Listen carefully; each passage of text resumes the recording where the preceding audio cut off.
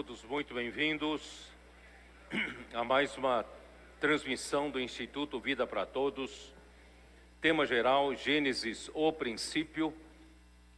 Mensagem 19, o dilúvio. Gênesis 7, 1 a 24 e Gênesis 8, 1 a 22. Os versículos que nós demos foram Mateus 24, de 37 até 39, quando Jesus mencionou que assim como foi nos dias de Noé, assim será a vinda do Filho do Homem. Porquanto assim como nos dias anteriores ao dilúvio, comiam e bebiam, casavam e davam-se em casamento até o dia em que Noé entrou na arca. E não o perceberam,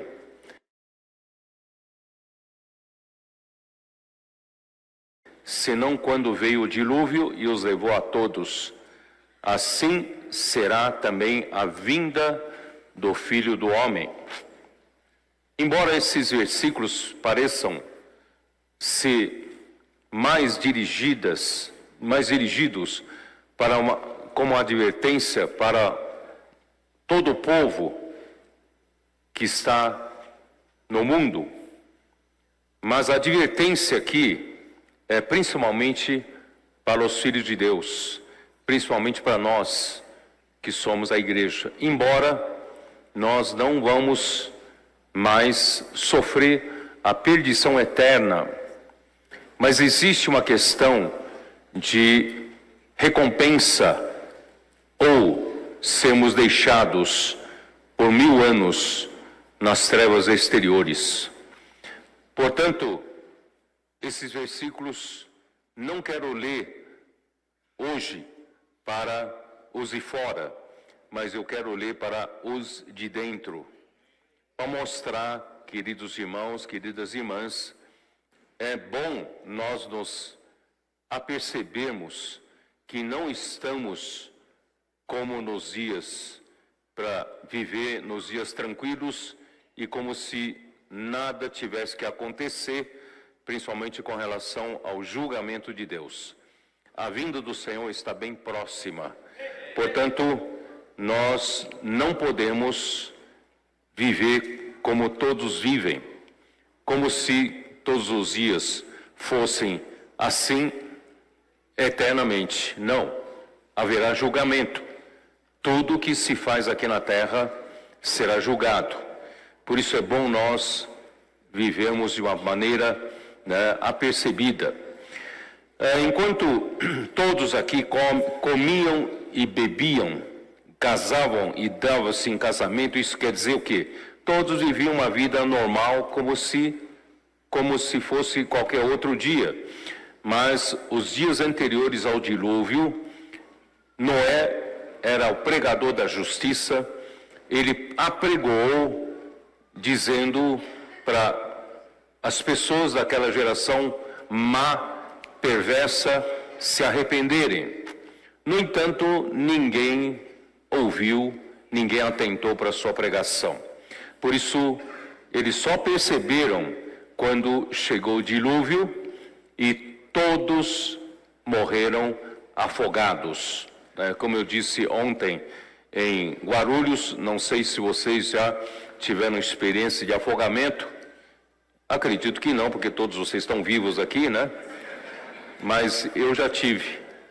Eu já, quando provavelmente, não me lembro exatamente, por volta de 8 anos de idade ou 9 anos de idade, eu morri afogado ou quase morri afogado, né? E é horrível você não poder respirar, engolindo água, sufocante. Eles só perceberam quando a chuva que descia do céu a cântaros e não parava de chover. E aí só perceberam quando eles foram subindo as montanhas e chegando ao teu topo mais alto, ainda não conseguiram se salvar. porque o nível da água chegou a estar 7 metros acima do topo da montanha mais alta. Todos morreram, todos morreram. Por isso, queridos irmãos, o serviço do som aqui, o meu retorno está horrível, o som está ruim aqui. Tá? Então, nós precisamos viver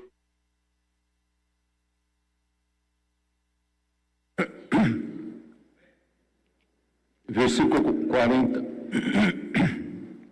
Versículo 40. Então, 2 estarão no campo, um será tomado,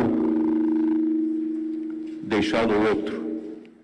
2 estarão trabalhando no moinho, uma será tomada e deixada a outra. Esses 2 versículos referem-se a você e a mim. Nesse momento, também pega os filhos de Deus. Nós estaremos vivendo normalmente, trabalhando, mas um será tomado, um será arrebatado e outro será deixado. 2 mulheres estarão trabalhando no moinho e uma será tomada e a outra será deixada. Isso quer dizer o quê? No final dos tempos da vinda do Senhor, haverá arrebatamento dos vencedores.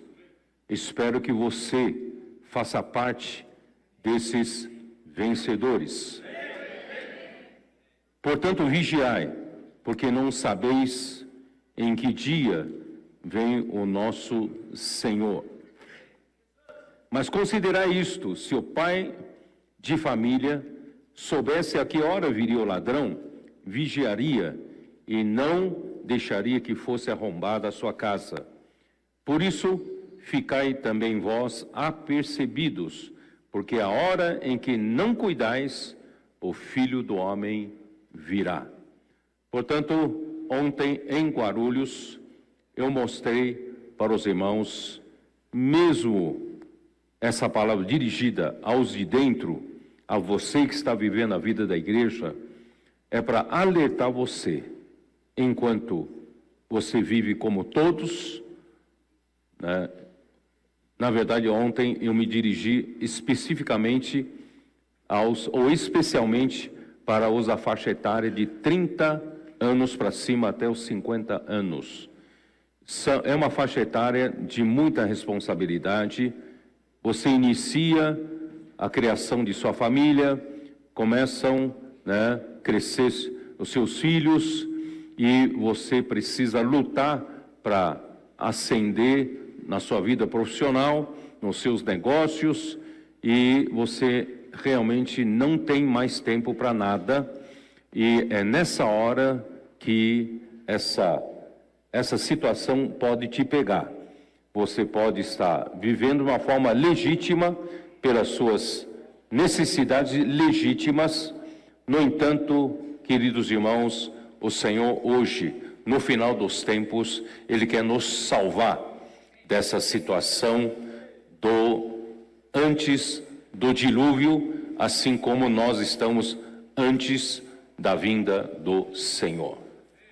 E ontem eu mostrei para os valentes de Davi o livro de Números. Livro de Números começa com o censo ou a convocação do exército do Senhor. A igreja, o povo de Deus, é um exército. A luta de reinos foi anunciada logo após a queda do homem, quando Adão desobedeceu a Deus, porque Eva foi enganada pela serpente, comeu da árvore do conhecimento do bem e do mal, que Deus disse para não comer, e ao comer, o pecado entrou no mundo pela desobediência do homem, e a morte pelo pecado também entrou no mundo, e a morte passou para todos os homens, e todos pecaram. E assim, não temos mais como nos reconectar com Deus. E aí Deus então anuncia uma luta de reinos que está em Gênesis capítulo 3, versículo 15. Porém, inimizade entre ti, serpente, Deus está falando com a serpente, e porém inimizade entre ti e a mulher, entre a tua descendência e o seu descendente. Este te ferirá a cabeça e tu lhe ferirás o calcanhar. Aqui está uma luta de entre dois reinos, entre a descendência da mulher, a descendência da serpente e o descendente da mulher. A descendência da serpente é toda a humanidade caída que foi envenenada pela serpente, pelo engano da serpente ao comer da árvore do conhecimento do bem e do mal. O veneno da serpente foi injetado no homem, ou seja, a natureza pecaminosa foi injetada no homem, e o homem tem hoje, no homem caído, o DNA do diabo. Isso é muito grave. Todo homem caído possui a natureza pecaminosa do diabo. E Deus prometeu enviar o descendente da mulher para salvar o homem dessa situação toda. E o descendente da mulher seria Cristo, que nasceria de uma mulher, da Virgem Maria, concebida pelo Espírito Santo, sem participação do homem, e deu à luz a Jesus, e esse veio a ser o Salvador de todos nós. E graças a Deus, agora na história da igreja, graças a Deus pela morte na cruz de Cristo, derramou seu sangue, realizou a eterna redenção, nos resgatou de volta para Deus. Pelo seu derramamento de sangue, Deus perdoou os nossos pecados, e a sua morte na cruz também crucificou aquele velho homem que possui o DNA do diabo. Ele morreu na cruz, aquele velho homem, e graças a Deus, hoje nós vivemos pela vida de Deus. Nós somos filhos de Deus, e pela sua ressurreição nós temos uma nova vida, vivemos em novidade de vida. Isto é, se você viver pelo Espírito. Se você continuar vivendo na carne, você continua vivendo pelo homem, velho homem, pela carne, né, pela velha natureza de Satanás. Mas graças ao Senhor, hoje o Senhor tem um povo que Ele redimiu, e hoje no nosso tempo é a sua igreja. E no dia de Pentecostes, né, o Espírito Santo desceu sobre os 120 galileus que estavam ali gerou a igreja. E nós somos a continuação daquela igreja que foi gerada no começo do primeiro século. E nós hoje já estamos no final do século 20. Já quase 2000 anos da história da igreja se passaram, e o reino de Deus ainda não foi totalmente estabelecido aqui na terra. Isto é, Cristo ainda não governa, né, na sua igreja, para depois usar a igreja como base para Deus poder encabeçar Cristo sobre todas as coisas. Portanto, irmãos, falta-nos apenas pouco tempo. Nós, na Expo Cristã, nós lançamos o livro Os Trabalhadores da Última Hora, e ali nós demos uma palavra no domingo de manhã para mostrar para as pessoas a urgência do momento. 20 séculos estão se acabando da história da igreja, o Senhor ainda não conseguiu encabeçar Cristo sequer na sua igreja. Portanto, nós somos os trabalhadores da última hora. Estamos aqui para estabelecer o reino de Cristo na terra, primeiramente na sua igreja. Talvez em toda a igreja, em toda a cristandade, isso está difícil de acontecer, mas no princípio de vencedores na Bíblia, Deus chama Sião, Deus chama a igreja em Filadélfia, Deus chama aqueles que querem lutar pelo reino, e nós estamos aqui para lutar pelo reino de Deus. Portanto, irmãos, nós somos o filho varão, a parte forte da igreja que luta pelo reino de Deus. Nós somos um exército que luta pelo reino de Cristo.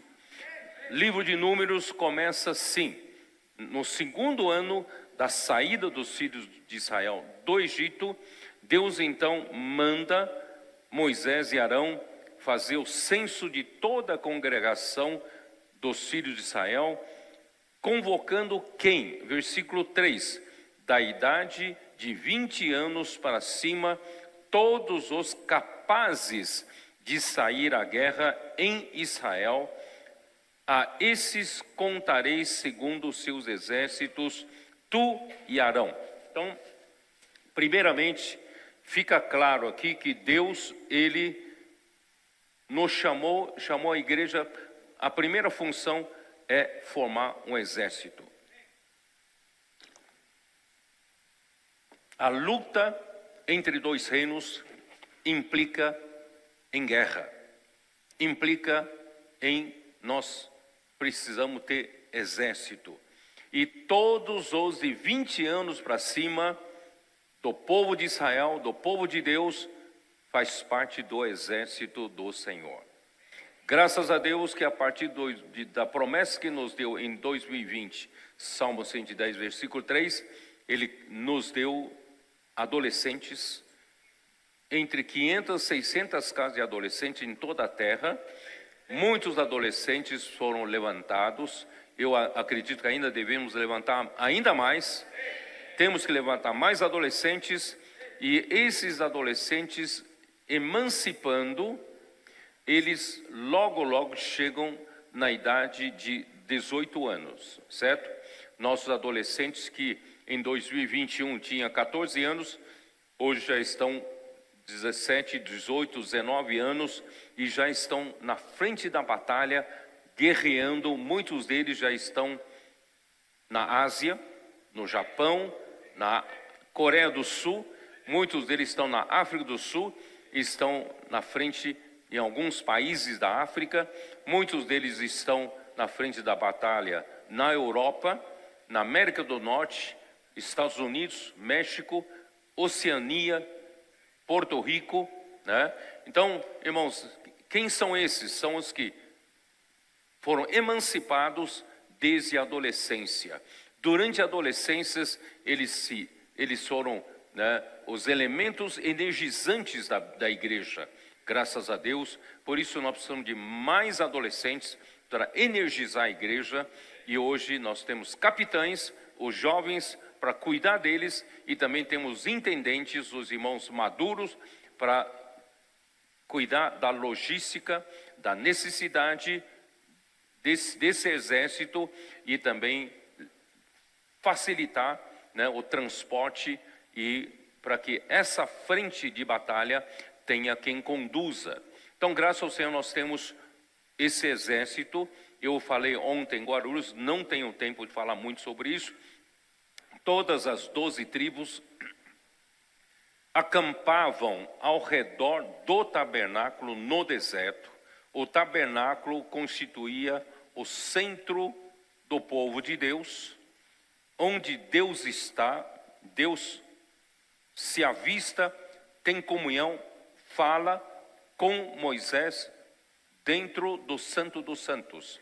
Ali na Arca do Testemunho, em cima, entre os querubins, Deus falava com Moisés, boca a boca. E Moisés recebia a palavra de Deus e as transmitia para o povo de Deus como voz de comando. Então, o governo de Deus estava na arca, o governo de Deus estava no Santo dos Santos, ou seja, no tabernáculo. Hoje também na igreja, A igreja é essa casa de Deus, é o tabernáculo de Deus, é o templo de Deus, é o santuário de Deus, onde nós temos a presença de Deus e Deus falando através dos seus apóstolos, através dos seus profetas ao longo dos séculos da história da igreja, e hoje não é diferente. Ele continua falando de dentro do tabernáculo, e nós todos nos acampamos ao redor do tabernáculo. 3 tribos ao norte, 3 tribos ao sul, 3 tribos ao oriente, 3 tribos ao ocidente. E todas as tribos acampavam voltado, de frente voltada para o tabernáculo. Em outras palavras, o tabernáculo é o centro da administração de Deus. É ali que sai comando, ali que sai o governo, a autoridade de Deus, e nós estamos à sua disposição, debaixo, né, a submissão total a Ele. E quando se movia, quando o povo se levantava do acampamento, também existe uma sequência do exército saindo, né, primeiramente um estandarte, 3 tribos marchavam, né, seguindo a coluna de nuvem ou a coluna de fogo, e claro, sempre de acordo com a vontade, a palavra de Deus dada por Moisés, e seguiam-no em seguida todas as 12 tribos nessa formação de exército, e ali intercalava os levitas que levavam todos os utensílios do tabernáculo, porque onde quer que Deus ordenasse que eles acampassem, os levitas tinham que montar o tabernáculo rapidamente. Aí então eu mostrei, né, vou só mencionar rapidamente no capítulo 4, ali são os filhos de Levi divididos em filhos de Coate, filhos de Gerson e filhos de Merari. E os levitas que trabalharão esse trabalho é trabalho santo. De um lado, a igreja é o exército de Deus que luta, né, pelo reino de Deus. Então, graças a Deus, nós temos, irmãos, muitos trabalhadores, muitos missionários, muitos comportores, mesmo entre os irmãos e irmãs da igreja, nós temos pessoas que vão às ruas, pregam o evangelho do reino, né, e lutando pelo reino. Esses são os de 20 anos para cima.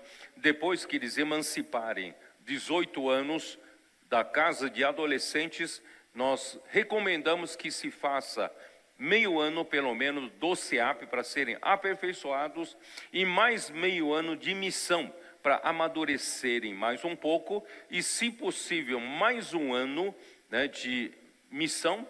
Aí daí para frente você pode voltar a fazer faculdade, pode seguir sua carreira profissional, e outros vão continuar servindo ao Senhor, sendo comportores, missionários e trabalhadores nas ruas. Esse é o nosso exército.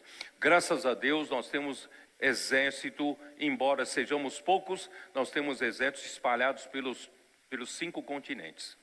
E esses são os de 20 anos para cima, tá? A partir de 20 anos, você faz parte do exército de Deus, pode ser enviado à frente da batalha. No entanto, a igreja precisa de um serviço, né, para coordenação internamente, para poder enviar esses trabalhadores. Para esses trabalhadores estarem fora, precisa de retaguarda, precisa do tabernáculo bem organizado. As coisas, o serviço do tabernáculo tem que estar bem coordenado, certo? Então aí vem esses filhos de Levi, que estão ali responsáveis para levar os utensílios, né, levarem a arca do testemunho, o candelabro, o altar do incenso, que mais? A mesa dos pães de proposição, né? São os filhos de Coate. Depois vem os filhos de Gerson, né? Eles têm que levar o reposteiro, as cortinas, e depois os filhos de Merari levariam então as tábuas de fechamento, as colunas, as bases. Quer dizer, cada um tem a sua função. Você já imaginou, na hora de levar, se não houver responsabilidade, não houver coordenação, não houver uma boa administração, já pensou na hora de montar e esquecemos uma tábua lá? Ou deixamos no caminho cair uma galeta, deixamos cair, né, um candelabro sumiu, né? Então, já pensou, uma peça que falta não dá para montar tabernáculo. Por isso, irmão, olha só a responsabilidade.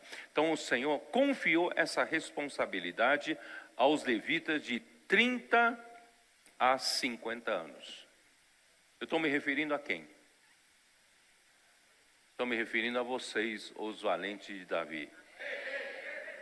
Então, justamente a faixa etária mais ocupada no mundo. É faixa etária ocupada em criar filhos. Filhos já estão crescendo, né? Já estão precisando de pagar mensalidade escolar, né?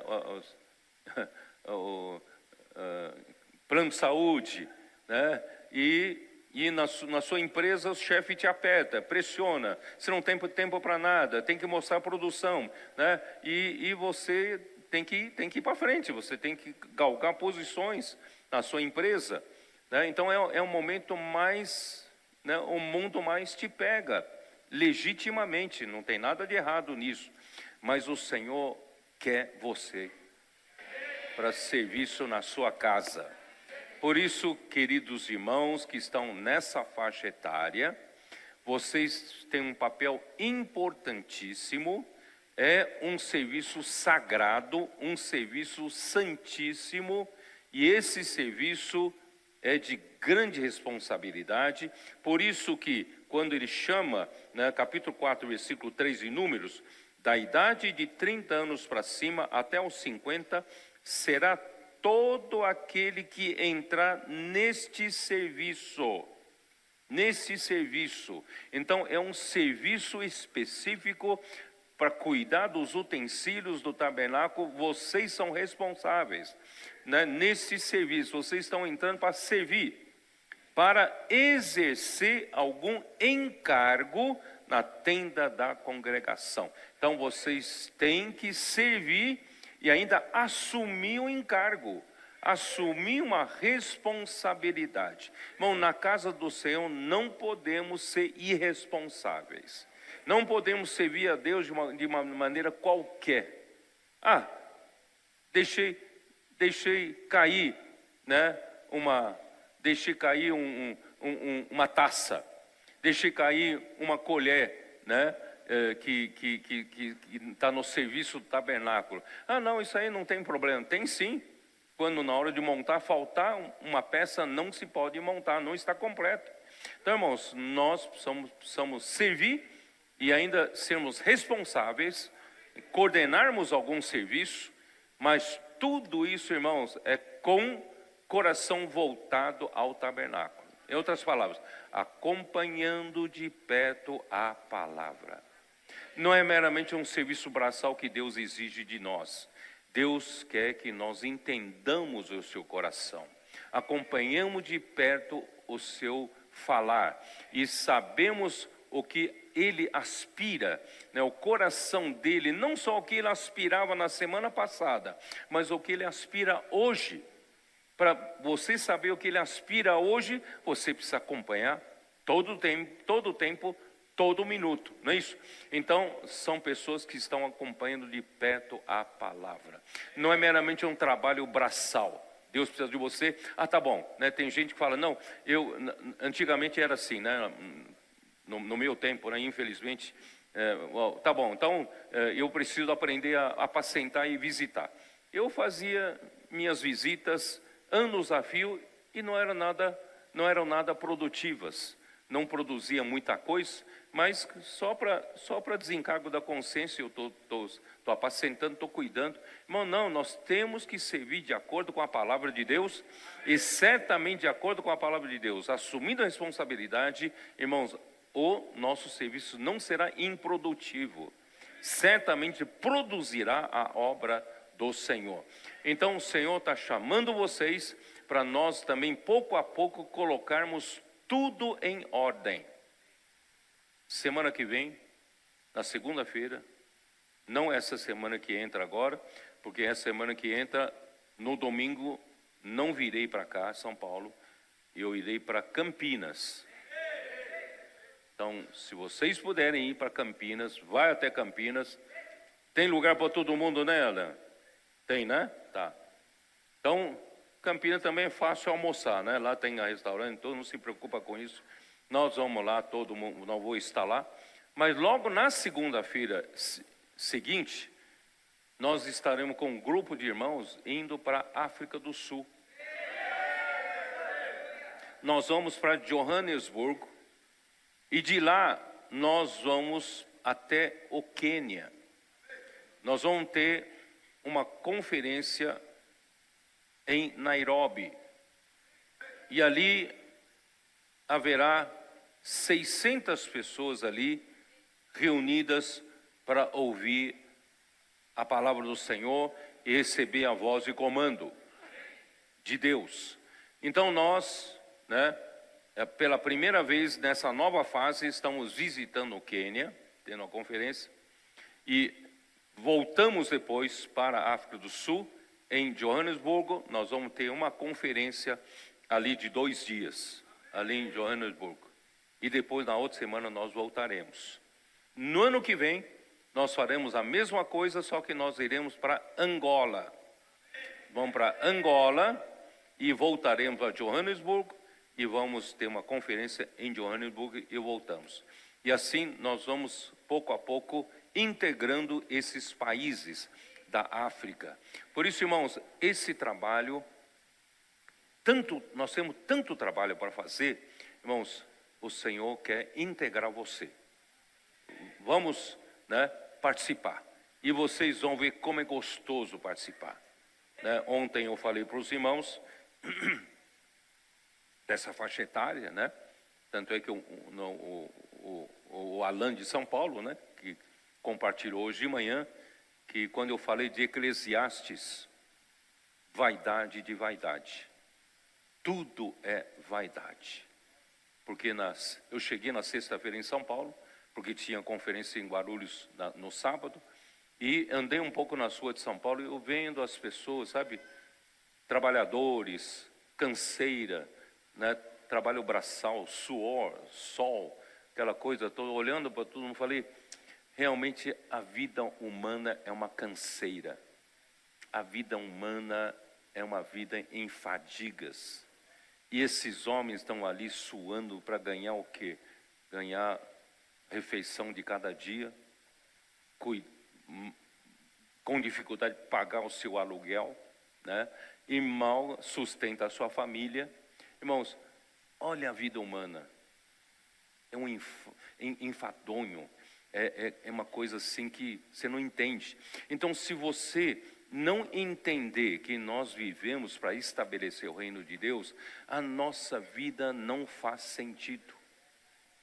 Ainda que você esteja na outra categoria, segmento social, você já não é como esse trabalhador, ganha pouco toda semana, você passa a ganhar melhor, você já tem uma casa melhor, um carro melhor, um apartamento melhor, casa melhor, e aí vamos para outro extremo.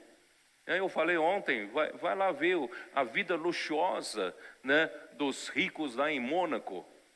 Ali não se paga imposto de renda, então todos os ricos bilionários estão lá, porque ninguém tira dinheiro deles.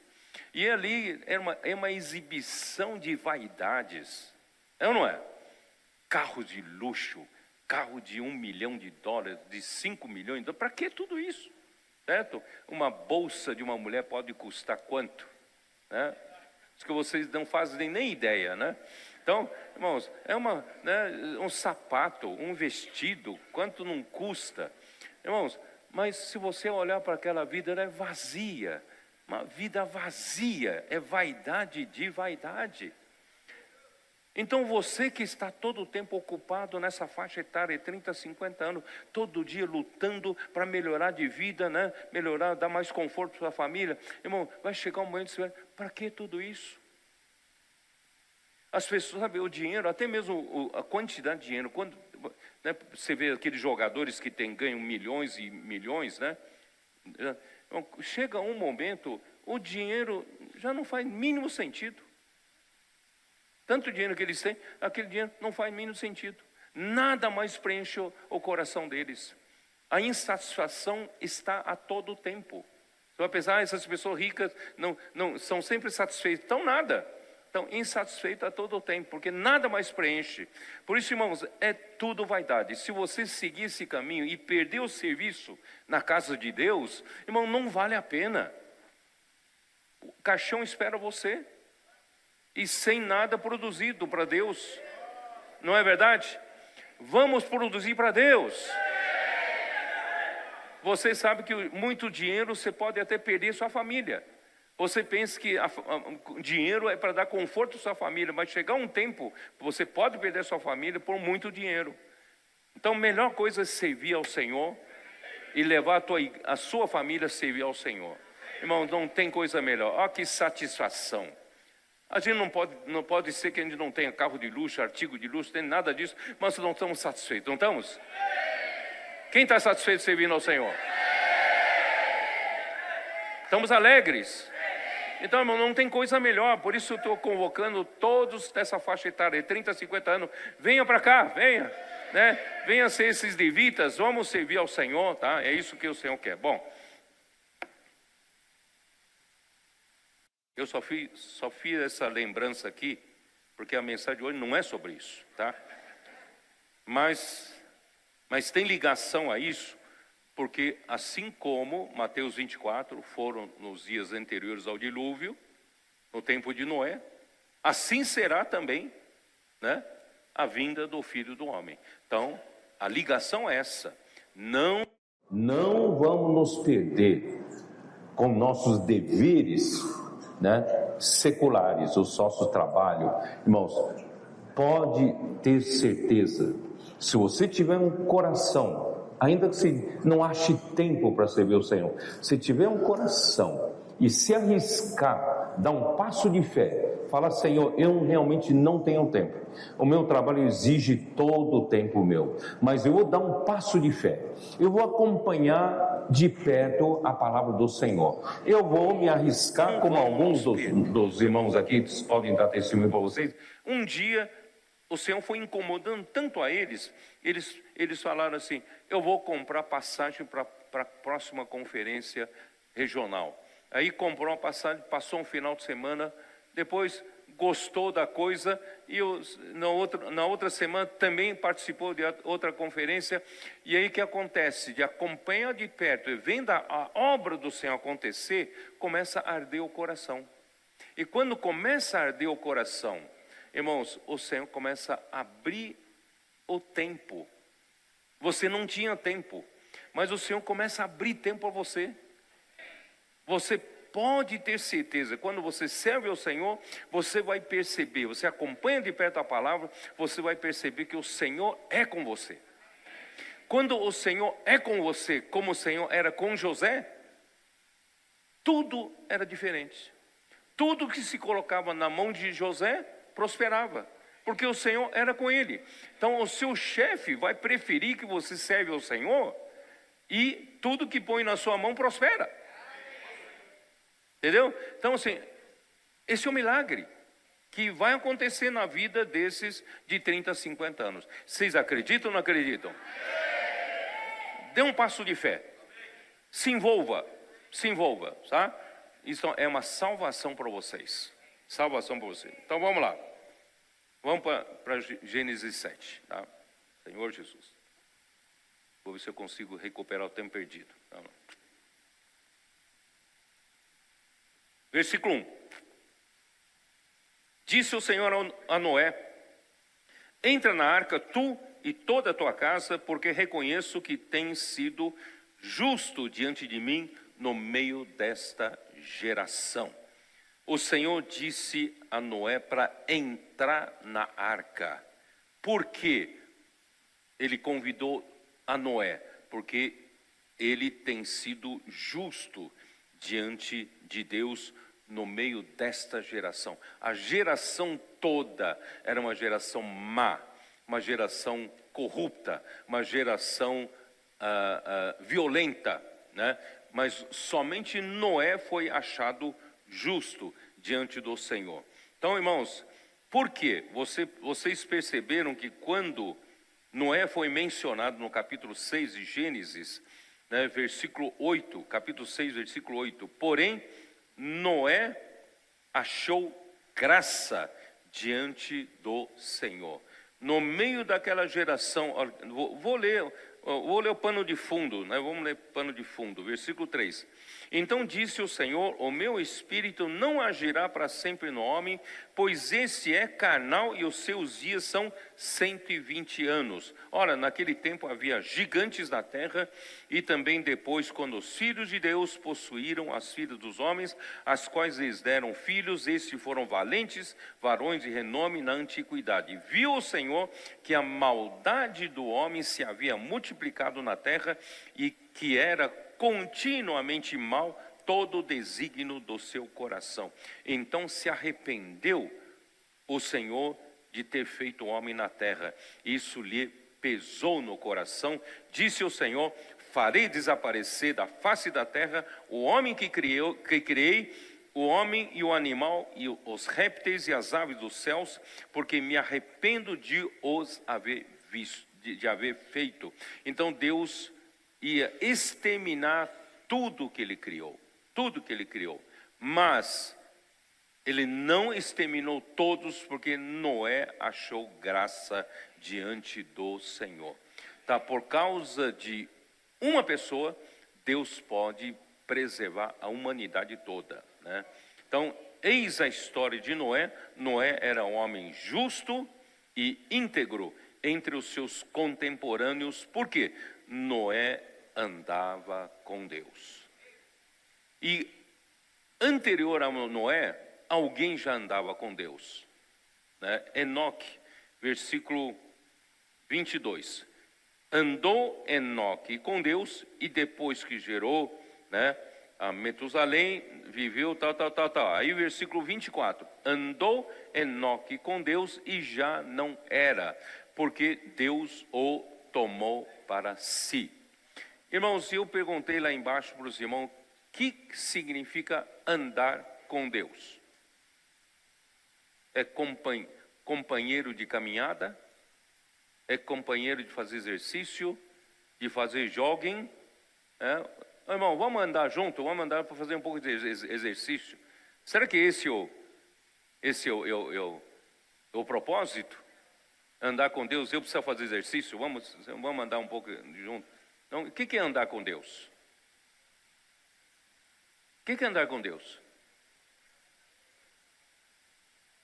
Para você ouvir a palavra de Deus, você ouvir o que Ele quer, o que Ele tem no coração, para ganhar intimidade, para saber o que, né, como Deus pensa, o que Deus ama, né, qual o seu coração, qual o seu propósito, qual a sua vontade, né, que Ele quer de mim para hoje, qual voz e comando. Então, irmãos, andar com Deus é isso, é ter comunhão com Deus. E ter comunhão com Deus é ouvir a sua palavra, ouvir, saber o que está no seu coração e ir adquirindo intimidades. Irmão, pode ter certeza que a palavra de Deus é santa.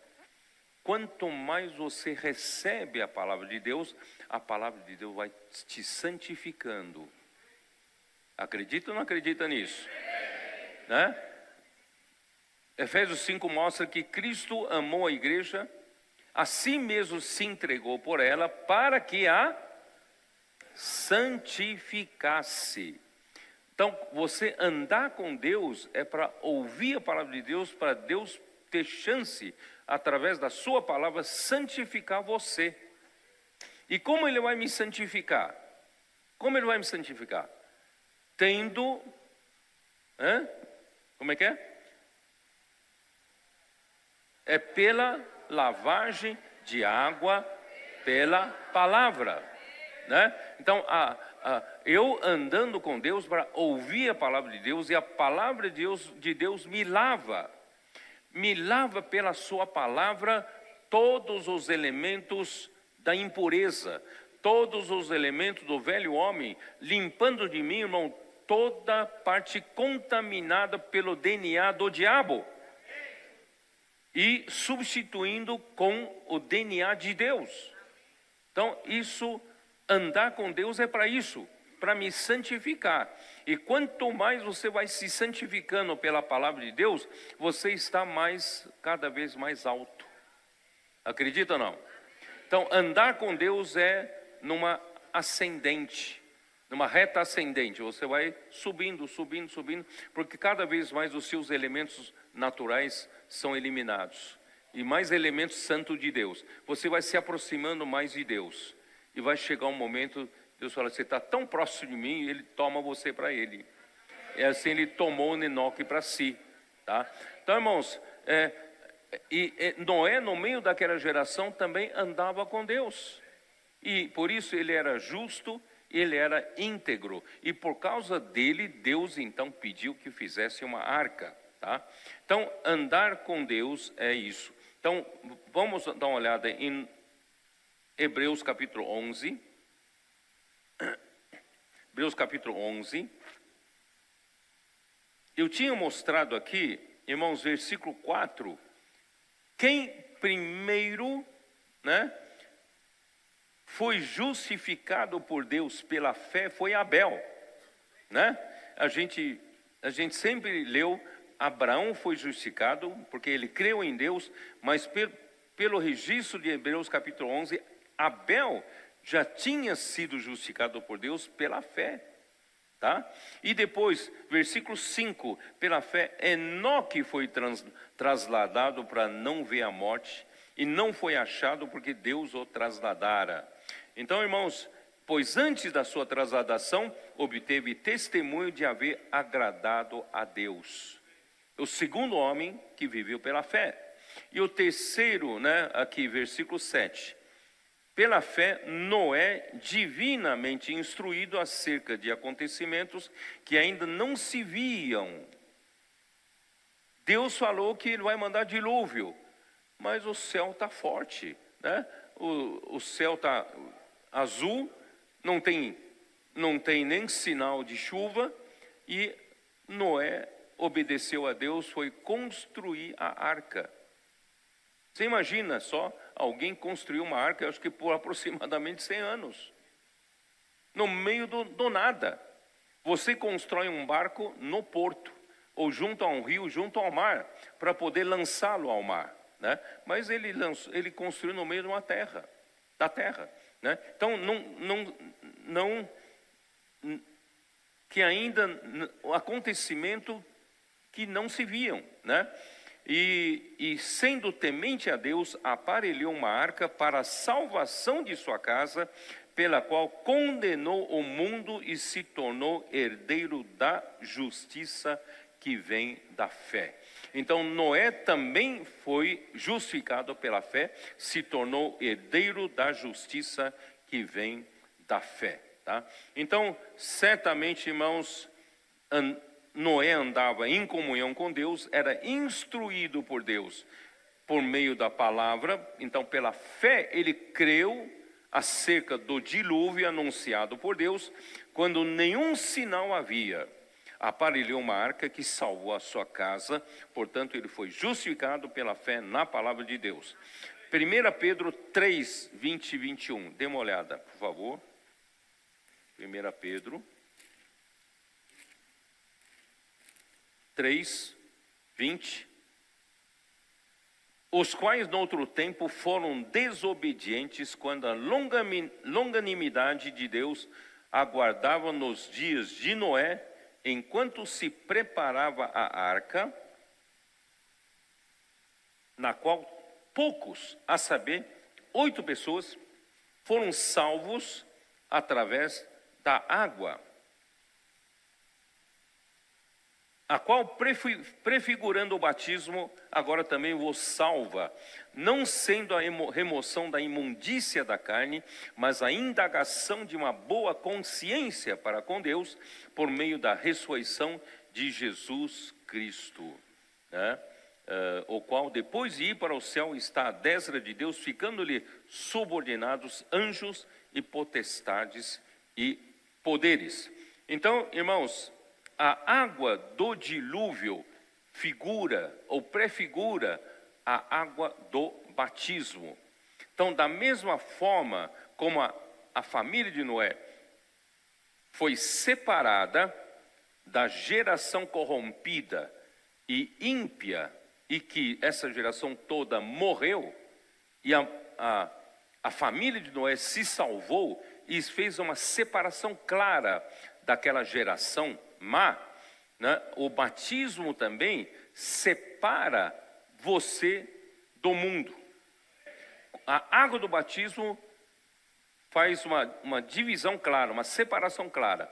Daqui para frente, o mundo não me alcança mais. O mundo já morreu na água do dilúvio. Eu fui salvo pela arca. Tá?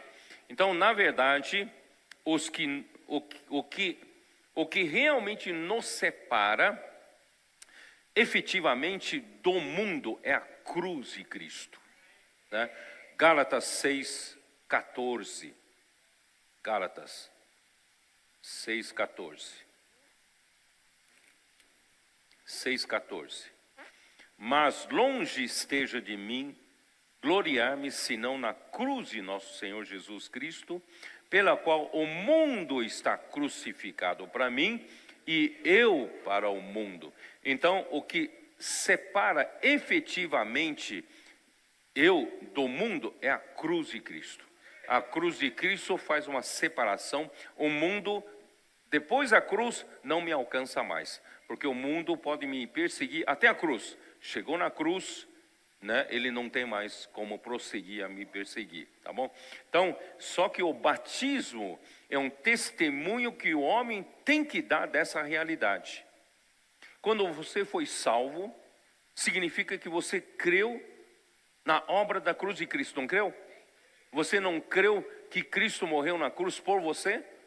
Ele derramou seu sangue para te redimir, para você alcançar perdão dos pecados? Então, irmãos, e também na cruz, você também creu que seu velho homem morreu com Cristo na cruz? Então, se o velho homem morreu, o mundo não te persegue mais. Ele pode te perseguir até a cruz. Então, por que você precisa ser batizado na água? É um testemunho que você dá. Entenderam? Deus é que mandou isso. Quem crê e for batizado. Então, crer, logo, o segundo passo é batizar-se. Então, batismo, irmãos, é uma confirmação de uma realidade espiritual que aconteceu na cruz. Tá? Por isso, o batismo em si não remove a imundícia da carne, mas resulta em uma boa consciência para com Deus. Você, depois que você é batizado, você tem uma boa consciência. Você confirmou a realidade espiritual que aconteceu com você. Você já está do lado de cada cruz. O mundo não te alcança mais, né? Então, na cruz, o nosso velho homem foi morto com Cristo e também foi sepultado. Isso está em... Bom, você não tem que acreditar na minha palavra. Então, vamos lá. Romanos 6. Romanos 6. Versículo 3. Ou porventura ignorais que todos nós que fomos batizados em Cristo Jesus, fomos batizados na sua morte. Quando você batiza, você é batizado na morte de Cristo. Por isso que eu falei da cruz. Fomos, pois, você não só foi batizado na morte de Cristo, você não só morreu com Cristo, você ainda foi sepultado. Tá? Fomos, pois, sepultados com ele na morte pelo batismo, para que, como Cristo foi ressuscitado dentre os mortos, pela glória do Pai, assim também andemos nós em novidade de vida. Por isso, irmãos, as águas do batismo é um testemunho de que quando Cristo morreu na cruz, o meu velho homem morreu na cruz, eu fui batizado na morte de Cristo na cruz. E não só isso, eu fui sepultado também com Ele. Então meu velho homem está lá, ó, sepultadíssimo lá, tá? Não vai me incomodar mais. Agora, irmãos, eu vivo em ressurreição. Porque Cristo foi ressuscitado e eu hoje vivo em novidade de vida. Em outras palavras, eu vivo no novo homem. Eu vivo na nova criação, tá? Por isso que o versículo 5 fala: porque se fomos unidos com Ele na semelhança da sua morte, certamente o seremos também na semelhança da sua ressurreição, sabendo isto, que foi crucificado com Cristo o nosso velho homem, para que o corpo do pecado seja destruído e não sirvamos o pecado como escravos. Não somos mais escravos do pecado. Então, vamos lá. A entrada de Noé na arca representa a nossa entrada em Cristo. Você sabia disso ou não? Quando você entra na arca, como Noé entrou na arca, Deus fez você entrar em Cristo. Porque Cristo, você sabe que a arca é enorme, mas tem uma só porta, né? Não seria aprovado hoje pelo corpo de bombeiros, né? Porque não tem rota de fuga, não tem porta de emergência, né? Então, só tem uma porta, né? Só tem uma porta. E que é essa porta? Dá uma olhada em João capítulo 10. João capítulo 10. Versículo 7. Jesus, pois, lhes afirmou de novo: em verdade vos digo, eu sou a porta das ovelhas. Versículo 9.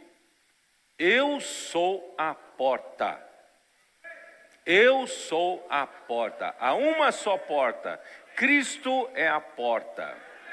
Se alguém entrar por mim, será salvo. Entrará e sairá e achará pastagem. Você vai entrar na arca, será salvo, e depois do dilúvio você sairá e achará pastagem, tá? Então Cristo é a porta. Portanto, irmãos, como entrar na arca? Como entrar por essa porta que é Cristo? Vamos lá para Romanos capítulo 10. Você quer entrar pela porta da arca? Tá bom. Então, Romanos capítulo 10, versículos 8 e 9.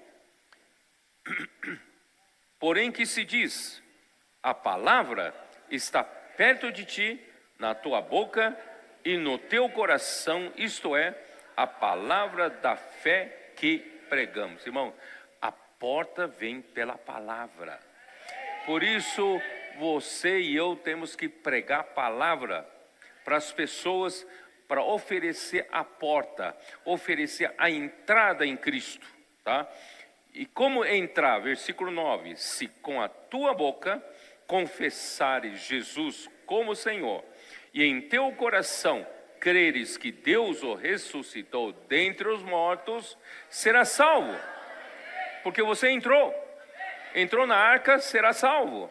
Então, se você confessar com a tua boca Jesus como Senhor, e em teu coração creres que Deus o ressuscitou dentre os mortos, será salvo.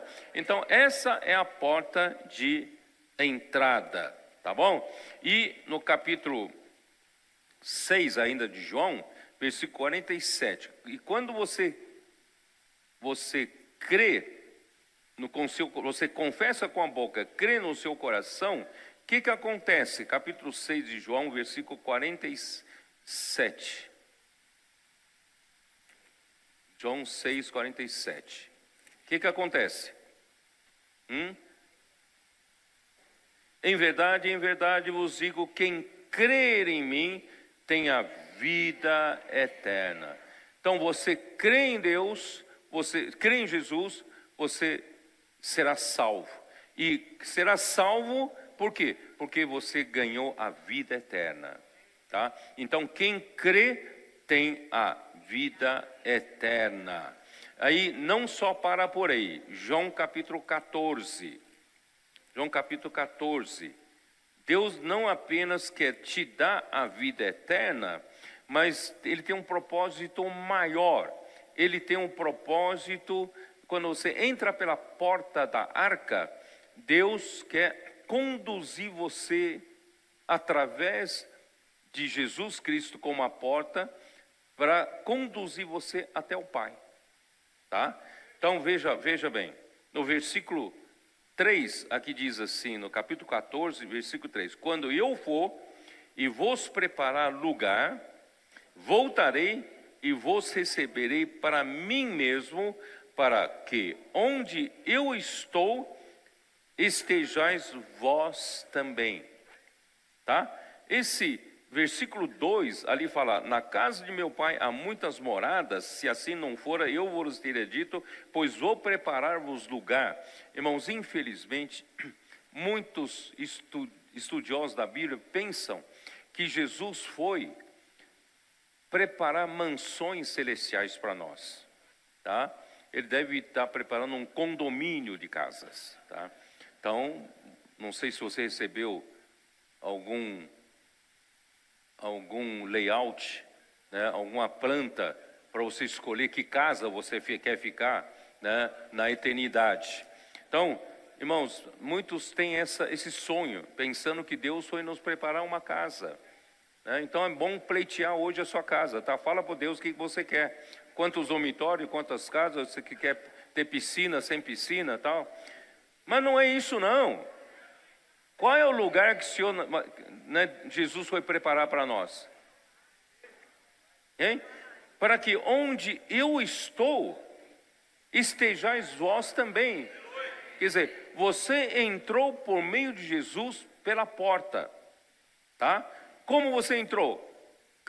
Confessando a Jesus como Senhor, crendo que Deus o ressuscitou dentre os mortos.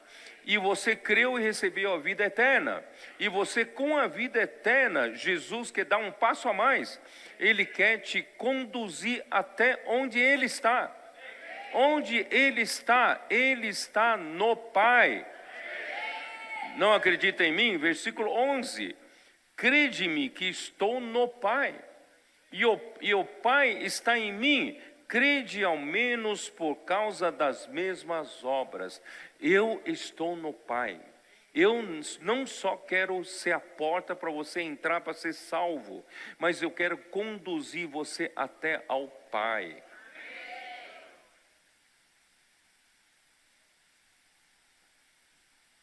Não sei se vocês ouviram na mensagem antes da semana passada, a outra mensagem.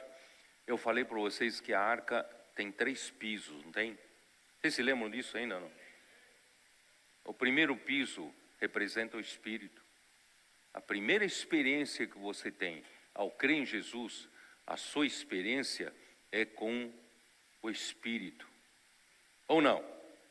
Com o seu Espírito. Efésios 1. Será que eu tenho que falar tudo de novo? Efésios 1.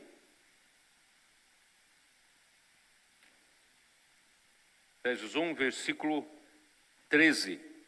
Em quem também vós, depois que ouvistes a palavra da verdade, vem tudo pelo ouvir, né? Palavra da verdade, o evangelho da vossa salvação, tendo crido em Cristo, fostes selados com o Santo Espírito da promessa. Quer dizer, a primeira experiência que você tem em crer em Jesus é a experiência com Cristo, com o Espírito. O Espírito te selou. Irmão, daqui para frente você tem um selo. Você não vê. Você tem um crachá. Mas é mais do que crachá, um selo gravado no seu coração. Os anjos vêm, as pessoas não vêm, nem você vê. Mas esse selo é o selo do Espírito Santo. Então você já teve a primeira experiência com o Espírito no primeiro piso. Por isso que João 14, certo? Versículo 16, eu rogarei ao Pai, e Ele vos dará outro Consolador, a fim de que esteja para sempre convosco. Jesus vai pedir para o Pai mandar o Espírito Consolador para estar sempre conosco. E quem é esse outro Consolador? É o Espírito da verdade, que o mundo não pode receber, porque não o vê, nem o conhece. Vós o conheceis, porque Ele habita convosco e estará em vós. Ele habita. Quem habitava com os discípulos? Era Jesus. Só que depois da sua morte e ressurreição, Ele se tornaria esse Espírito da verdade, que estaria para sempre com os seus discípulos. Em outras palavras, quando você creu em Jesus, a sua primeira experiência foi com o Espírito, e esse Espírito está com você a todo tempo. Você sabia disso ou não? O Espírito da verdade é o outro Consolador que habitará com você para sempre. Por isso que não se perde a salvação. Tem gente que fala que, fiz tanta coisa ruim que acho que perdi a salvação. Irmão, não tem como perder, porque o Espírito que você recebeu é para sempre. Você pode perder o galardão. Por isso que nós estamos encorajando todos a não perder o galardão, né? Mas salvação não se perde, tá? Então, o Espírito da verdade, a primeira coisa que nós temos experiência é no piso inferior. Aí nós vamos para o piso intermediário. Piso intermediário é a experiência com Cristo, tá? E a experiência com Cristo, João capítulo 14, né, versículo, ali diz, e Ele é o caminho que nos conduz ao Pai, tá? Versículo 6, respondeu-lhe Jesus, eu sou o caminho e a verdade e a vida, e ninguém vem ao Pai senão por mim. Ninguém chega no terceiro piso sem passar pelo segundo piso. Vocês entenderam? Então, Jesus Cristo não só é a porta que nos fez entrar na arca, mas Ele também é o caminho para nos conduzir ao Pai, ao terceiro piso, tá? E, por exemplo, no versículo 26, ali mostra que o Espírito conduz ao Filho, tá? Mas o Consolador, o Espírito Santo, a quem o Pai enviará em meu nome, esse vos ensinará todas as coisas e vos fará lembrar de tudo o que vos tenho dito. Quer dizer, o Espírito conduz ao Filho e o Filho conduz ao Pai. Entendeu? Então, nós somos conduzidos ao Pai. Então, vamos dar uma olhada em Efésios capítulo 2. Efésios 2. Desculpe-me fazer vocês folhearem tanto a Bíblia, porque tudo tem que ser baseado na palavra de Deus, né? Efésios 2, versículo 13. Mas agora em Cristo Jesus, vós que antes estáveis longe, fostes aproximados pelo sangue de Cristo, porque Ele é a nossa paz, o qual de ambos fez um, e tendo derribado a parede da separação que estava no meio, a inimizade, aboliu na sua carne, né, a lei dos mandamentos na forma de ordenança, para que dos dois criasse em si mesmo um novo homem, fazendo a paz e reconciliasse ambos em um só corpo com Deus. Está falando dos judeus e dos gentios, né? Por intermédio da cruz, destruindo por ela a inimizade, e vindo evangelizou paz a vós outros que estáveis longe, e paz também aos que estavam perto, que eram judeus, porque por ele ambos temos acesso ao Pai em um Espírito. O objetivo final é para nos conduzir ao Pai, tá? Ó Senhor Jesus. Então, vamos lá, João capítulo 10, de novo. Vamos voltar para João capítulo 10. Versículo 28. Eu lhes dou a vida eterna, jamais perecerão. É isso, né? E ninguém as arrebatará da minha mão.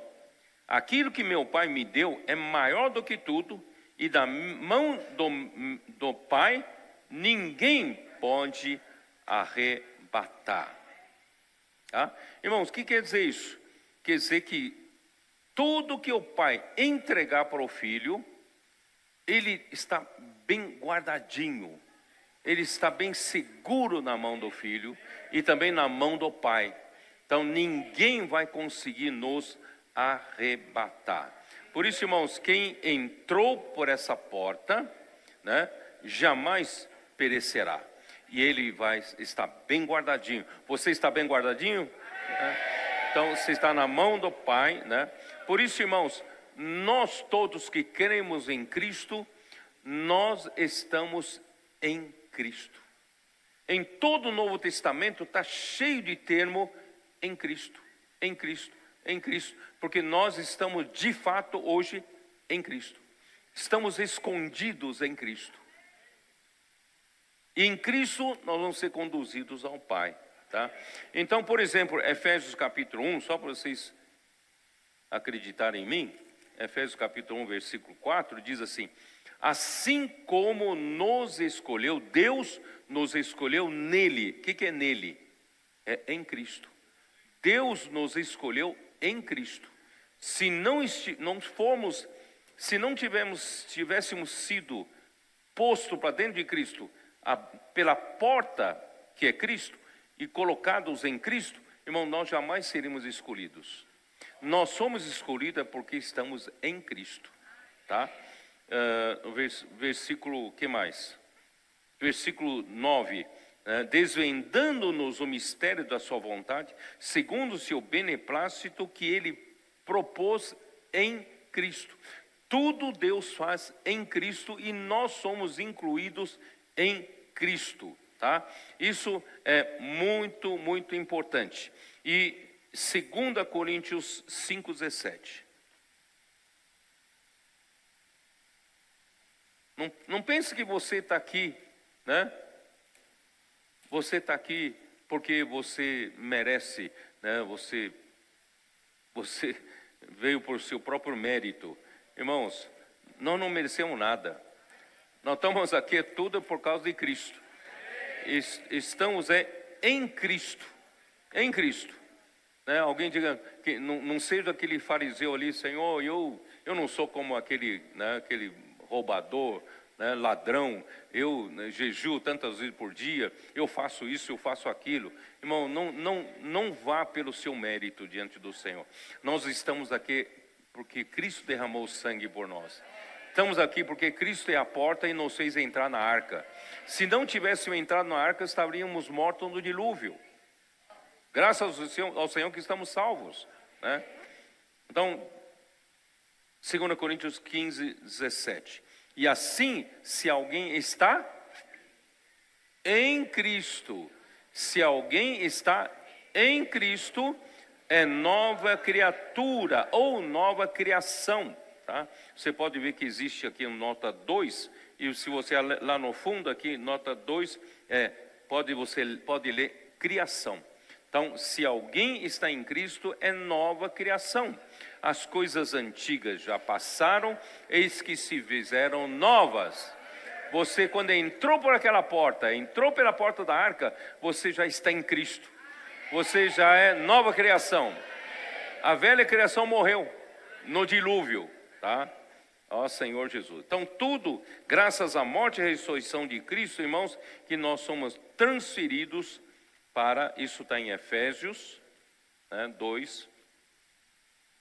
Pela morte e ressurreição de Cristo, nós também fomos, capítulo 2 de Efésios, versículo 6. E juntamente com Ele, nos ressuscitou, nos fez assentar nos lugares celestiais em Cristo Jesus. Irmão, graças a Deus que nós entramos pela porta, estamos em Cristo, e em Cristo nós também participamos da ressurreição.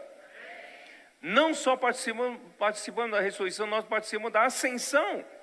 Cristo foi ascendido à direita de Deus, nós também estamos nas regiões celestiais em Cristo Jesus.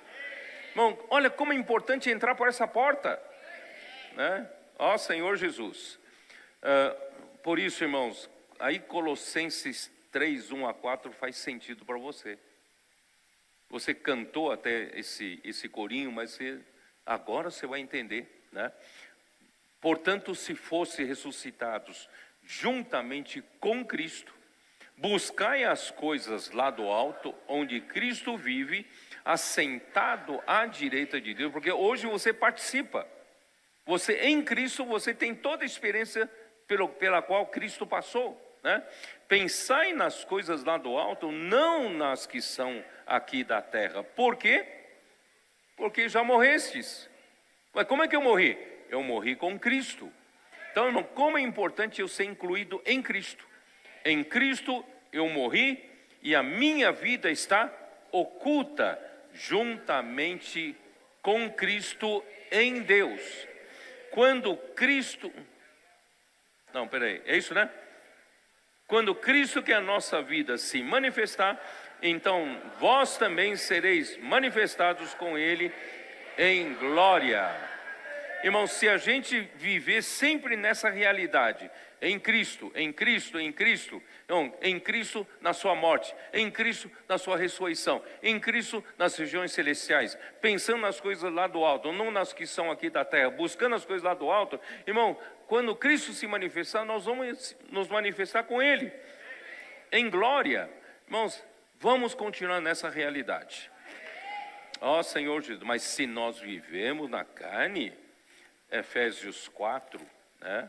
Se vivemos, continuar a viver na carne, você está em outra realidade, não está mais em Cristo, né? Capítulo 4, versículo 22, no sentido de que quanto ao trato passado, vos despojeis do velho homem que se corrompe, segundo as concupiscências do engano. Irmãos, é tão fácil a gente mudar a chave. Uma hora nós estamos em Cristo em lugares celestiais, mas quando você muda a chave para a carne, pronto. Você está no velho homem que se corrompe segundo as concupiscências da carne, né, do engano. Senhor Jesus. Então, se vivemos na carne, vivemos na realidade do velho homem que se corrompe. Mortos nos nossos delitos, Efésios 2, 1 a 3, mortos nos nossos delitos e pecados, andando segundo as inclinações da carne, fazendo a vontade da carne, dos pensamentos, e nós seríamos como filhos da ira, como os demais por natureza. Agora, vamos voltar lá para Gênesis 7, que eu não avancei muito lá, né? Gênesis 7. De 1 a 5, vou ler o versículo 2. De todo animal limpo levarás consigo 7 pares, o macho e sua fêmea, mas dos animais imundos 1 par, o macho e sua fêmea. Também das aves do céu 7 pares, macho e fêmea, para se conservar semente sobre a face da terra. Irmãos, esse é o princípio de Deus, é macho e fêmea, né? Então, porque daqui a 7 dias farei chover sobre a terra durante 40 dias, 40 noites, e da superfície da terra exterminarei todos os seres que fiz. Porque preservou esses animais, macho e fêmea, para poder reproduzir, multiplicar-se na terra e encher a terra novamente. Tá? Então fez Noé segundo o Senhor lhe ordenara. Tá? Tinha Noé 600 anos de idade, quando as águas do dilúvio inundaram a terra. Então, irmãos, no ano 600,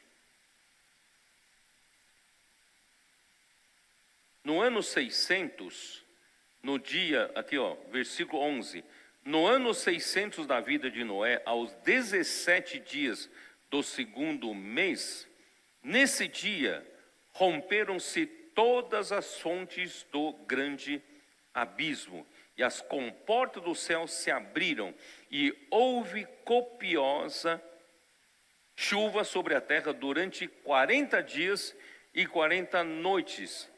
Aí ele fala, nesse mesmo dia entraram na arca Noé, seus filhos Sem, Cã, Jafé, sua mulher, as mulheres e todo com ele e tal. Só que, né, No versículo 10. E aconteceu que depois de 7 dias que Noé entrou com sua família, vieram sobre a terra as águas do dilúvio.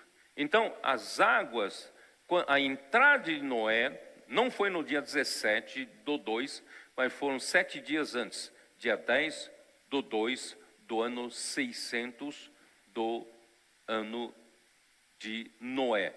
Eu preparei um gráfico, novamente, vocês sabem que a cabeça de engenheiro não consegue entender sem o gráfico, né? Então, eu preparei um gráfico para vocês, tá? Vocês podem ter acesso a isso. E isso vai mostrar para vocês o tempo, você vai se assustar. Noé ficou na arca, desde o dia que ele entrou e o dia que ele saiu da arca, 1 ano e 17 dias. Você não teve essa noção, né? 1 ano, já pensou 1 ano dentro da arca? 1 ano e 17 dias dentro da arca. Então, no dia 10 do 2 do ano 600 da idade de Noé, eles entraram na arca. E 7 dias depois, dia 17 do 2 do ano 600, foi início do dilúvio. E as chuvas caíram por 40 dias e 40 noites. A partir do dia 17, então chega no dia 27 do 3. Tá? E aí, próximo versículo que fala, né, que fala assim, durou, né, eu já li no versículo 17. Aí, versículo 18, predominaram as águas e cresceram sobremodo na terra, a arca, porém, vogava sobre as águas, prevaleceram as águas excessivamente, né, sobre a terra, e cobriram todos os altos montes que havia debaixo do céu, 15 côvados acima deles prevaleceram as águas, e os montes foram cobertos. Quer dizer, até o monte mais alto tinha a água, subiu 15 côvados acima, é mais ou menos 7 metros. Então 7 metros ninguém sobrevive, certo? Você não tem 7 metros de altura, tá? Então você não sobrevive. Então ninguém sobreviveu, nenhum ser que respira, ser vivente que há fôlego. Quando a Bíblia fala o ser vivente que há fôlego, é todo ser que respira. Você respira? Então você precisa do ar, né? Então todos morreram. Pereceu toda a carne que se movia sobre a terra, tanto ave, tal. Tudo o que tinha fôlego de vida nas suas narinas, tudo o que havia na terra seca morreu. Assim foram exterminados todos os seres que havia sobre a face da terra, o homem, o animal, os répteis, né? E as aves do céu foram extintos da terra, ficou somente Noé e os que estavam com ele na arca. E as águas durante 150 dias predominaram sobre a terra. Aí eu coloquei no gráfico, 150 dias, desde o dia do dilúvio, as águas predominaram sobre a terra até o dia 17 do 7. O que marca o dia 17 do 7? É que a arca repousou sobre um alto, em uma das montanhas de Ararat. A arca talvez esteja lá até hoje, não sei, tá? Está lá no alto monte do Ararat. Então vamos lá, capítulo 8, versículo 1. Lembrou-se Deus de Noé e de todos os animais selváticos e todos os animais domésticos que com ele estavam na arca. Deus fez soprar um vento sobre a terra e baixaram as águas, fecharam-se as fontes do abismo e também as comportas dos céus, e a copiosa chuva do céu se deteve, as águas iam se escoando continuamente de sobre a terra e minguaram ao cabo de 150 dias. São aqueles 150 dias que predominaram a terra, tá? Eu coloquei no gráfico, tá? E versículo 6, e ao cabo de 40 dias abriu Noé a arca, que fizera na arca. E ali, irmãos, eu coloquei 40 dias, são dia 10 do 11. Dia 10 do 11, Noé então abriu a janela lá no topo e soltou um corvo. Tá? E soltou um corvo, o qual, tendo saído, ia e voltava, até que se secaram as águas sobre a terra. O que quer dizer isso? Por que Noé soltou primeiro um corvo? Quem sabe? Hein?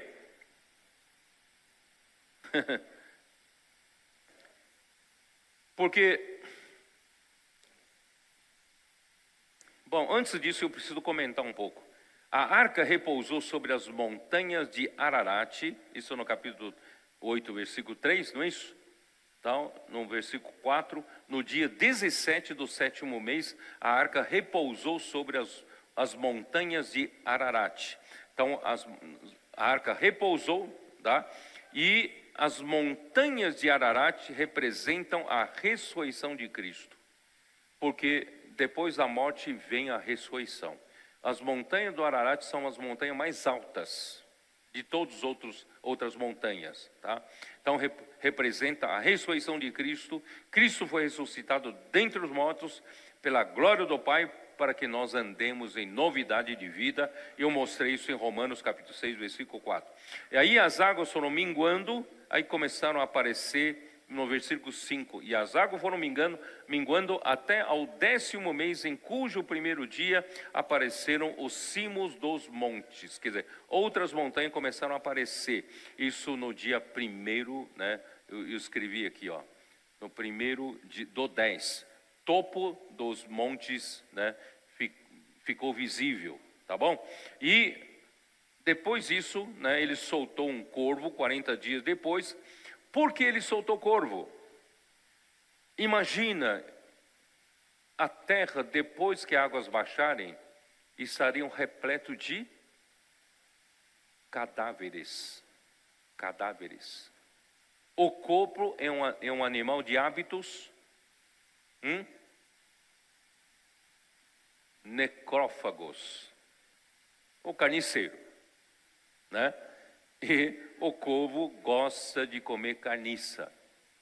Não adiantava soltar pomba. Se ele soltar pomba não gosta de cadáver.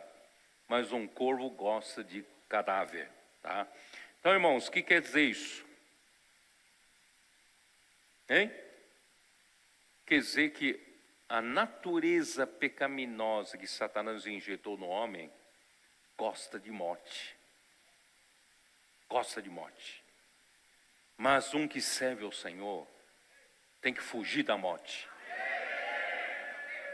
Quando vem uma palavra negativa, alguém falando negativamente com você, irmão, você não deve ser alguém que gosta de morte. Você não é um corvo. É que no Brasil não tem corvo, né? Tem corvo? Hein? Não tem corvo, mas tem urubu. No Brasil tem muitos urubus, né? É a mesma coisa, em hábitos também é carniceiro, né? Então, irmãos, você não é um urubu. Você é uma pomba. Ou você gosta de morte? Quando alguém fizer um voto de nazireado, vamos dar uma olhada no livro de Números, capítulo 6. Para servir ao Senhor, eu estou chamando os valentes de Davi. Vocês querem servir ao Senhor? Então, versículo 6. Todos os dias da sua consagração para o Senhor, não se aproximará de um cadáver. Fuja da morte. Tem gente que por amizade ainda tem ligação com os que estão envolvidos com a morte. Tem que ter coragem para cortar essa amizade. Porque é uma questão de vida ou morte para você. certo? Então, se alguém fizer um nazireado, um voto de nazireado, tem que se consagrar ao Senhor e não se pode aproximar de um cadáver, nem por seu pai, nem por sua mãe. Pode até ser que seus pais se contaminaram com a morte, e você, por amor natural por eles, fica escutando uma coisa da morte. Você tem que cortar, até isso você tem que cortar. Nem por seu irmão, nem por sua irmã. Ah, aquele irmão ali me ajudou muito no passado. Eu tenho muita amizade com aquela irmã. Irmão, tem que cortar. Tudo que é morte tem que cortar. Por eles se não contaminará, quando morrerem, porquanto o nazireado do seu Deus está sobre a sua cabeça. Né? Por todos os dias do seu nazireado, santo será ao Senhor. Se alguém vier a morrer junto a ele subitamente e contaminar a cabeça do seu nazireado, rapará a cabeça no dia da sua purificação e ao 7º dia a rapará. Quer dizer, até você não tem culpa, alguém de repente cai morto no teu lado, né? Alguém de repente se contaminou com a morte e você precisa se purificar, porque você, queira ou não queira, acabou ouvindo muita morte na sua cabeça. Irmão, isso aconteceu comigo no ano 80, tá? Eu tive que pedir para o Senhor me limpar, sabe? É horrível você se contaminar com a morte. Por isso, irmão, não se contamina com a morte. Devemos fugir da morte espiritual, cortar relação com quem se envolve em rebelião, em criticar a liderança estabelecida por Deus, em espalhar palavras negativas. Depois, então, Noé soltou uma pomba. A pomba, sim, a pomba se alimenta de vida, não se alimenta da morte. Ela voltou porque não havia onde pousar o pé. Irmãos, a vida demora um pouco para brotar, não demora? A morte já estava lá, os corpos espalhados ali. Mas a vida tem que esperar a água descer e começar a brotar, né? Então, soltou, vamos lá, soltou a pomba e a pomba voltou. Mas esperou mais 7 dias, soltou de novo. Né? Vamos lá, vamos ler. Tá? Versículo 9. Versículo 8, depois soltou uma pomba para ver se as águas teriam já minguado da superfície da terra, mas a pomba, não achando onde pousar o pé, tornou a ele para a arca, porque as águas cobriam ainda a terra. Noé, estendendo a mão, tomou-a e recolheu consigo na arca. Esperou ainda outros 7 dias, de novo soltou a pomba fora da arca. À tarde, ela voltou a ele, mas já trazia no bico uma folha nova de oliveira. Ainda bem que não trouxe uma carniça, né? Trouxe uma folha, né, folha nova de oliveira, que significa vida. Então, irmãos, os que vivem a vida saudável da igreja se alimentam de vida, não da morte. Tem gente que só quer ouvir fofoca, ou gosta de ouvir, né, críticas e coisas desse tipo. Nosso ouvido não é lata de lixo, né? Nós somos pombas. Nós nos alimentamos de vida. Tá? Aí, vamos lá, versículo 13. Sucedeu que no primeiro dia do primeiro mês do ano 601, as águas secaram de sobre a terra. Então Noé removeu a cobertura da arca e olhou, eis que o solo estava enxuto. Tá? E então, irmãos, veja bem, isso é 27 do segundo, 27 do 2. Não é isso, né? Não, peraí. No primeiro dia, né? Primeiro dia do primeiro mês, 1/1, né? Noé abre a cobertura e viu que o solo estava seco, mas ele não saiu. Enquanto não houver a ordem de Deus, ainda que logicamente poderia sair, estava tudo seco, ele não saiu enquanto Deus não ordenar. Irmão, nós devemos assim, não devemos seguir a nossa lógica, devemos seguir a palavra de Deus. Aí no dia 27 do segundo mês, né, Deus então disse a Noé: sai da arca, e contigo tua mulher e teus filhos e as mulheres dos teus filhos. Irmãos, aí, versículo 19, eles saíram da arca. Ó Senhor Jesus. Imediatamente Noé levantou um altar ao Senhor. Versículo 20, levantou Noé um altar ao Senhor e tomando de animais limpos e de aves limpas, ofereceu holocausto sobre o altar. E o Senhor aspirou o suave cheiro e disse consigo mesmo: não tornarei a amaldiçoar a terra por causa do homem, porque é mau o desígnio íntimo do homem desde a sua mocidade, nem tornarei a ferir todo vivente, como fiz, enquanto durar a terra, não deixará de haver sementeira e ceifa, frio e calor, verão, inverno, dia e noite. Irmão, o que quer dizer isso? Altar é um lugar onde um animal é imolado e o seu sangue é derramado em substituição ao sangue do homem pecador. Então, irmãos, para que o homem possa ser aceito diante de Deus, Hebreus 9, 22 diz: sem derramamento de sangue não há perdão de pecados. Então, Noé entendeu esse recado, ele saiu da arca, não fez outra coisa senão levantou um altar, imolou um animal limpo e sacrificou ao Senhor. E o Senhor sentiu o cheiro agradável desse aroma. Irmãos, é aí que você entende por que Abel foi aceito e não Caim, Porque Abel, ele sabia que o homem não merece nem estar diante de Deus, o homem pecou contra Deus, ele só merece morrer. Por isso que quando imolam um animal, representa que o sangue derramado ali está em substituição a ele. Então, Lucas 18, toda vez, irmãos, que nós nos chegarmos como fariseu, eu sou bom, eu fiz isso para Deus, eu fiz aquilo para Deus, irmão, Deus não aceita.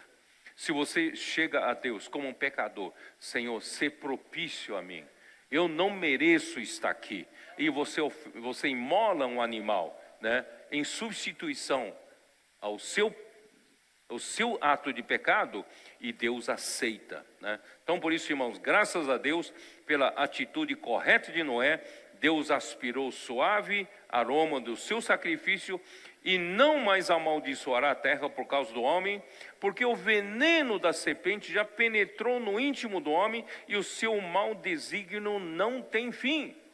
Imagina só Deus, toda vez que o homem fizer uma maldade, ele vai e amaldiçoa a terra. Aí não tem fim, irmão, porque o homem tem veneno do mal dentro de si. Então Deus prometeu ao homem: tá bom, eu não vou mais, coitado, eu não vou castigar mais a terra. A terra já foi muito castigada por causa de vocês. Bom, vocês entenderam, Se Deus fosse castigar a terra por nossa causa, ele iria castigar sempre. Porque o mal, o íntimo do coração do homem é para sempre. Por isso, irmão, só com a vinda de Cristo que a coisa começa a mudar. Graças ao Senhor. Então Deus prometeu que enquanto durar a terra, todos os ciclos do sistema da natureza serão preservados. Por isso, irmãos, graças a Deus, por essa promessa, nós ainda temos primavera, verão, outono, inverno. Nós ainda temos frio, calor, Nós ainda temos o quê? Dia e noite. Irmãos, todos os ciclos da vida são preservados, porque Deus não mais vai amaldiçoar a terra por nossa causa, Então, você vê, o ciclo de chuva na região de São Paulo está muito seca, faltando água. Você vê, imagina, a gente não aguenta mais tempo de seca. Se mais 6 meses sem chover aqui na região de São Paulo, irmão, nós não temos água para beber, para usar. A Serra da Cantareira aqui vai acabar as águas daqui a pouco. Irmãos, ainda bem que daqui a pouco vai ter que chover. O ciclo da vida não foi interrompido, Dali a pouco vai ter que voltar a chover. Então, irmãos, graças ao Senhor que o Senhor quer preservar a vida ainda aqui na terra, enquanto a vontade de Deus não for feita. E agora, irmãos, cabe a você e eu apressarmos a isso. Vamos apressar para que a vontade do Senhor seja feita aqui na terra. Valente Davi, entra para o serviço do Senhor. E todos os demais irmãos, os adolescentes, pré-adolescentes, os capitães, né, os soldados de 20 anos para cima, né, os intendentes, vamos todos nos envolver, irmão, para apressar a vinda do Filho do Homem. Jesus é o Senhor. Amém.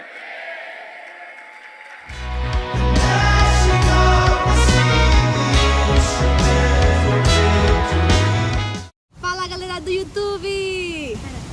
Sara, não é YouTube, é pra Conferência Tropas e Capitães. Ah, é verdade. E aí, tropas, capitães e intendentes? Estamos aqui em Porto Rico, acompanhando esse dia com uma missão no exterior.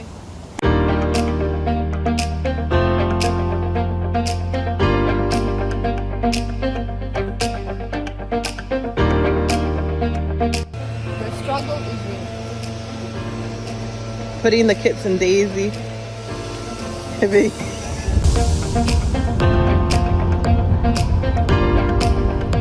El espíritu desea restaurarlo, conquistarlo y comprometerlo con ese propósito eterno. Amén. Amén. El espíritu desea restaurar mi corazón. El espíritu desea restaurar mi corazón. El espíritu desea restaurar mi corazón. Conquistarlo.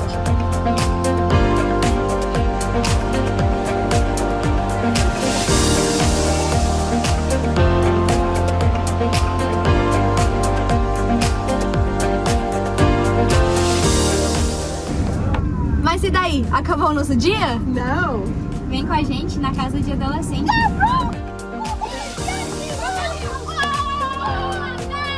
Poner mi mente en el Espíritu, practicar la inmersión, buscar la palabra de Dios en el corazón. Oh my God.